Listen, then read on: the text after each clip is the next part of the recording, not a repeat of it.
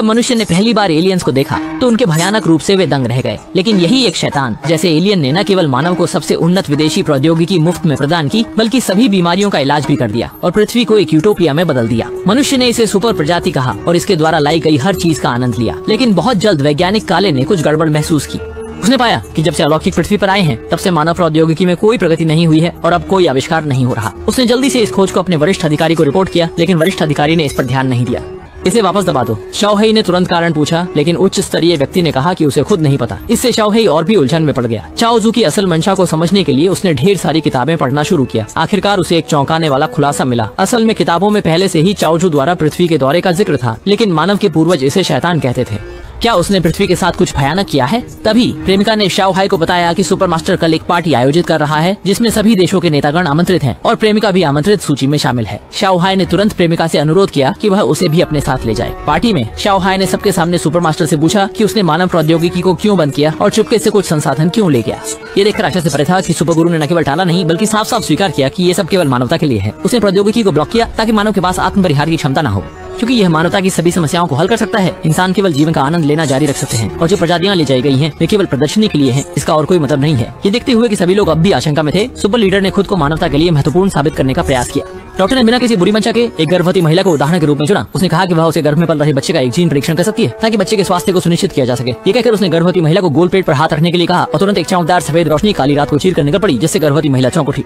इस दृश्य से वहाँ मौजूद सभी लोग गहराई से प्रभावित हुए और उन्होंने विश्वास करना शुरू कर दिया कि सुपरमास्टर वास्तव में उनके भले के लिए है। हालांकि छोटा काला ने तुरंत देखा कि प्रकाश स्तंभ के भीतर कुछ विशेष प्रतीक थे, जिसे उसने जल्दी से चित्रित कर लिया। घर लौटने के बाद छोटा काला ने पाया कि ये प्रतीक वास्तव में एक अंतरिक्षीय निर्देशांक था और ये निर्देशांक सुपरमास्टर के गृह की ओर इशारा कर रहा था। ऐसा लगता है कि सुपरमास्टर का भ्रूण की जांच में मदद करने का दावा झूठ था और प्रकाश स्तंभ में निश्चित रूप से कोई गुप्त षड्यंत्र है। इसलिए छोटा काला उन सभी गर्भवती महिलाओं की जांच करने लगा जिन्हें प्रकाश स्तंभ ने छुआ था। परिणाम ने सभी को चौंका दिया, क्योंकि इन गर्भवती महिलाओं के बच्चे जन्म के बाद सुपर पावर के साथ पैदा हो रहे थे और ये बच्चे नियमित रूप से एक साथ इकट्ठा हो जाते थे। वे आकाश की ओर देखते हुए एक बच्चे का नाम पुकारते थे और उसी समय यह बच्चा दूर से ही एक गड्ढेदार पृथ्वी मॉडल को खींच रहा था। क्या यह पृथ्वी के विनाश का संकेत है? हाँ, लगभग उसी समय सुपरमास्टर ने आधिकारिक तौर पर यह घोषणा की कि अंतिम समय आ पहुंचा है। उसने मानवों से अनुरोध किया कि वे उन पर आरोप न लगाएं, क्योंकि वे भी एक उच्चतर शासक के आदेश का पालन कर रहे हैं, एक सभ्यता का। उन्हें आदेश दिया गया है कि वे मनुष्य को उच्च स्तर की चेतना तक पहुंचने में मदद करें। लाखों वर्षों से कई ग्रहों ने विकास पूरा किया है और अब अंततः मनुष्यों की बारी है।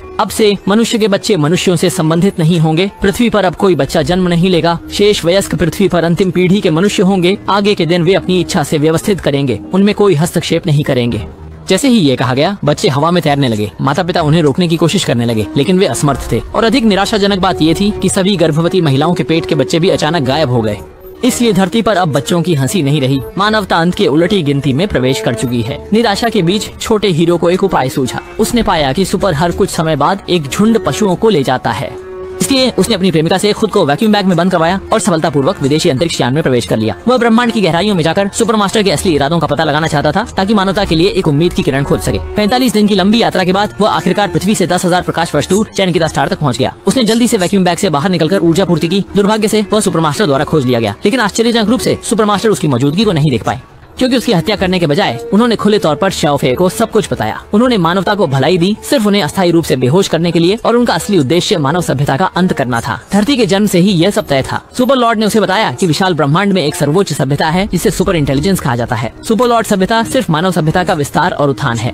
चाओ जी के मार्गदर्शन में उन्होंने तभी जाकर पृथ्वी का अंत किया। शाओहेई चकित रह गया। वह समझ नहीं पा रहा था कि चाओ जी क्यों मानव जाति को नष्ट करना चाहता है। उसने चाओ जी से आमने सामने बात करने का अनुरोध किया। चाओ जी, मैंने सहमति जताई और छोटे ब्लैक को उस स्थान पर ले आया जहाँ सुपर इंटेलिजेंस के साथ संवाद किया जा सकता है। ये एक चमकदार प्रकाश स्तंभ था और सुपरमास्टर ने सीधे छोटे ब्लैक को उसमें भेज दिया। एक सफेद प्रकाश की चमक के साथ छोटा ब्लैक एक अज्ञात स्थान में प्रवेश कर गया और उसके सामने पीला छाया ही सुपर इंटेलिजेंस था। उसका कोई भौतिक स्वरूप नहीं था। वह तैर सकता था और डूब भी सकता था।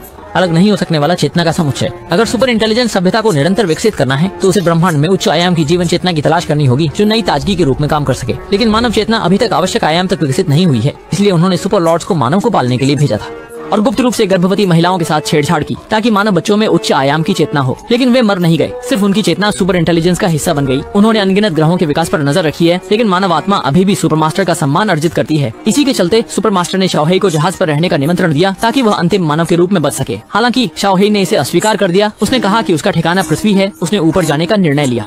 पृथ्वी पर लौटने के लिए। यह सुनकर सुपर ह्यूमन भी काफी शांत हो गए, क्योंकि अब तक कोई भी जीव ऐसा निर्णय नहीं ले सका था, इसलिए उन्होंने उसकी पसंद को स्वीकार कर लिया। इस प्रकार छोटा काला पृथ्वी पर वापस भेज दिया गया और अब यह 85 साल बाद की पृथ्वी थी, जहाँ मानवता की शानदारता अब नहीं रही और उसकी जगह बचे हुए ऊंचे भवन और उगते हुए झाड़ियों ने ले ली। छोटा काला ने सुपर ह्यूमन द्वारा दिया गया स्वर्ण पदक निकाला।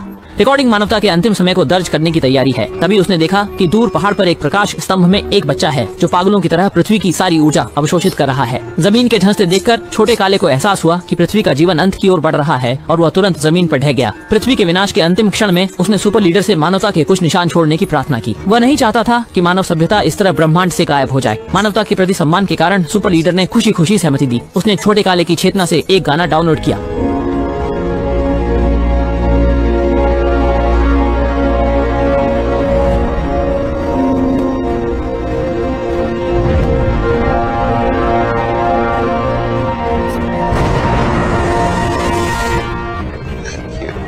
संगीत के साथ पृथ्वी शक्तिशाली ऊर्जा से पल भर में टुकड़े टुकड़े हो गई, धूल में बदलकर ब्रह्मांड में गायब हो गई। फिल्म के अंत में सुपरमास्टर ने इस गीत को यहाँ छोड़ा ताकि राहगीरों को याद दिलाया जा सके।